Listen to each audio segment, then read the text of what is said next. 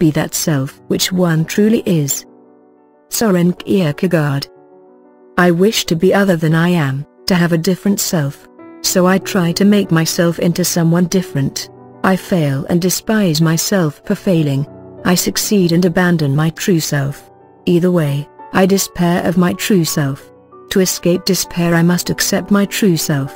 To be that self which one truly is indeed the opposite of despair. The fundamental question, who am I, has been studied since the time of the ancient Greeks.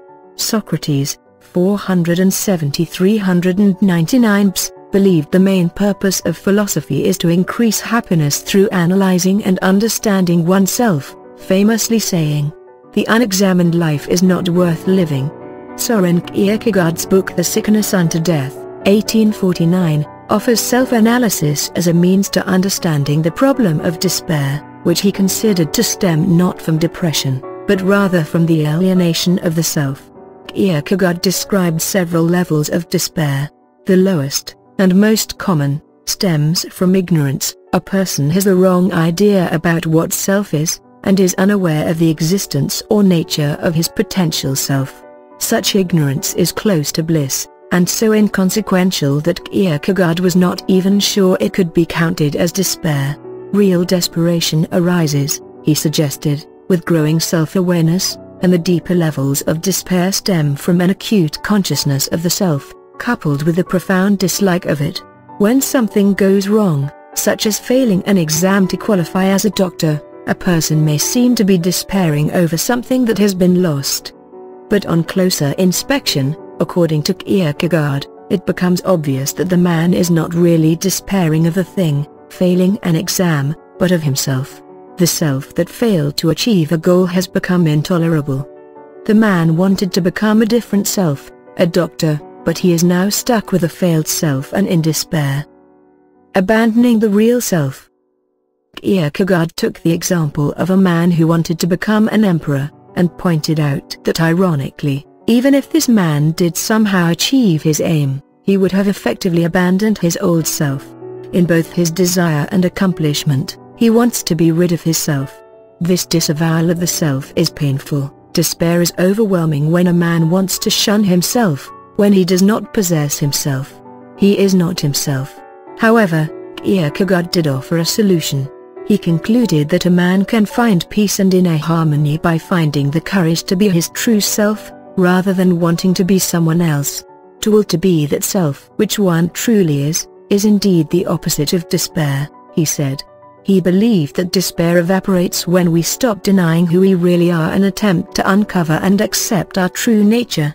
Kierkegaard's emphasis on individual responsibility, and the need to find one's true essence and purpose in life, is frequently regarded as the beginning of existentialist philosophy.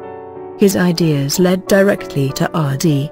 Lahan's use of existential therapy, and have influenced the humanistic therapies practiced by clinical psychologists such as Carl Rogers. Søren Kierkegaard. Søren Kierkegaard was born to an affluent Danish family, and raised as a strict Lutheran. He studied theology and philosophy at Copenhagen University.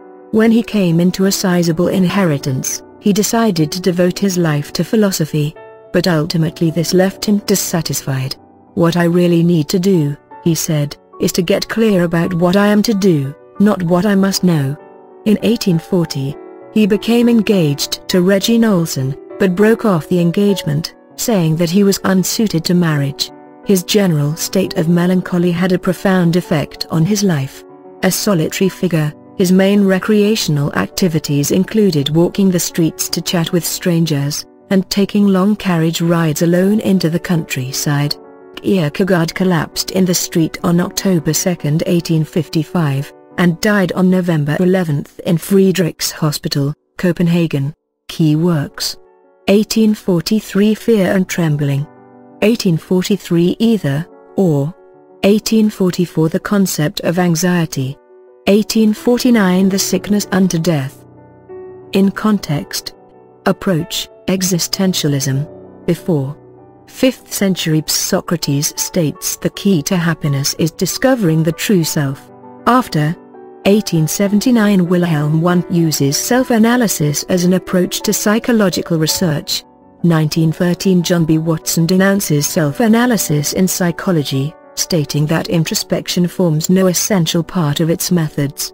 1951 Carl Rogers publishes Client-Centered Therapy, and in 1961 On Becoming a Person. 1960 R.D. Lane's The Divided Self redefines madness, offering existential analysis of inner conflict as therapy. 1996 Rollo May bases his book, The Meaning of Anxiety on Kierkegaard's The Concept of Anxiety.